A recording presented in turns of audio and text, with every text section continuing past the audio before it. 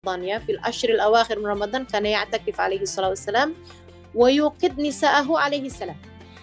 Dan ini yang dianggap penting juga ya, Nabi Muhammad SAW beriktikaf pada 10 malam terakhir di bulan Ramadan, dan beliau membangunkan istrinya untuk beriktikaf juga, gitu kan. Akan tetapi memang adab-adabnya iktikaf itu yang harus diperhatikan. Sebenarnya perempuan bagus-bagus saja beriktikaf di masjid, gitu kan. Akan tetapi adab-adab iktikaf itu yang harus juga diperhatikan. Misalnya, salah satu adabnya untuk tidak bersolek. Nah, sementara di masa-masa pandemi seperti ini, saya rasa memang pemerintah menyarankan untuk ibadah di dalam rumah, gitu kan ya. Nah, kalau memang masalahnya seperti itu, kita ikuti anjuran pemerintah dengan kita melaksanakan ibadah di dalam rumah, terutamanya bagi kita kaum perempuan. Laki-laki yang bagusnya di masjid aja, sehingga menjadi salah satu dari orang yang akan dinaungi di bawah naungan arsy Allah. Salah satunya rojul mu'allaq qalbuhu fil masjid, seseorang yang menggantungkan hatinya di masjid, artinya setiap kali keluar dari masjid pengen balik lagi. Nah, itu orang yang laki-laki yang seperti itu menjadi salah satu dari yang akan dinaungi di bawah naungan arsy-nya gitu.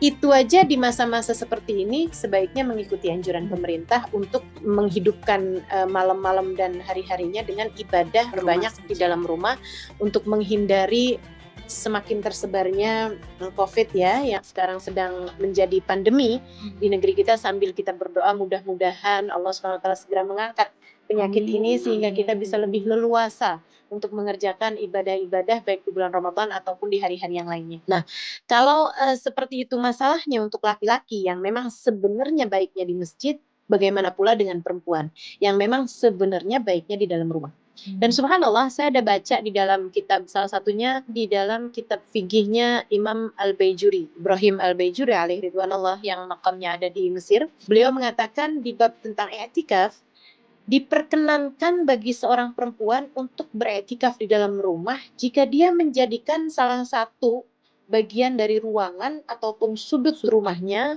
untuk dia jadikan sebagai tempat ibadah.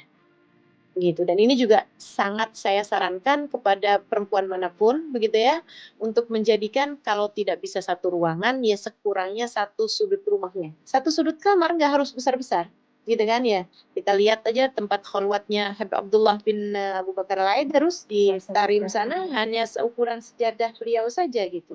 Jadi di sudut kamarmu jadikanlah satu sejadah yang kamu letakkan di situ, lengkap dengan misalnya ada satu tempat Quran, begitu kan ya, yang diletakkan di situ Quran, tasbih atau alat-alat ibadahmu di sana, yang memang kamu tidak akan duduk di sana kecuali dalam rangka ibadah. Kamu niatkan tempat tersebut, Allahumma ij'alhu masjidan li. Ya Allah, saya jadikan ini, saya niatkan sebagai tempat saya sujud kepadamu, tempat saya sholat, tempat saya mengerjakan ibadah kepadamu. Jangan ada di sana kecuali untuk kamu dalam keadaan beribadah, dan jangan letakkan di situ tempat-tempat atau hal-hal yang memungkinkan kamu untuk terlalaikan dari ibadah. Nah itu jadi memang tempat tersebut kita khususkan buat ibadah. Nah ini akan menjadi tempat ibadah insya Allah yang memungkinkan bagimu untuk kamu ada di sana, kamu niatkan i'tikaf, insya Allah dapat pahalanya i'tikaf. Gitu ya. Luar biasa sekali kemudahan yang Allah SWT berikan dalam agama kita ini. Dan karena hal ini saya mendapati di kota Tarim khususnya ada beberapa musola-musola yang memang sengaja dibikin oleh perempuan-perempuan solehah pada zamannya untuk tempat ibadah beliau. Gitu. Ada namanya Musola Aisyah binti Umar. Musolanya seorang perempuan solehah bernama Sayyidah Aisyah binti Umar Mukhtar, gitu kan? Nah itu beliau memang sengaja tidak datang ke sana atau tidak sholat di sana kecuali di dalam ruangan tersebut kecuali untuk ibadah.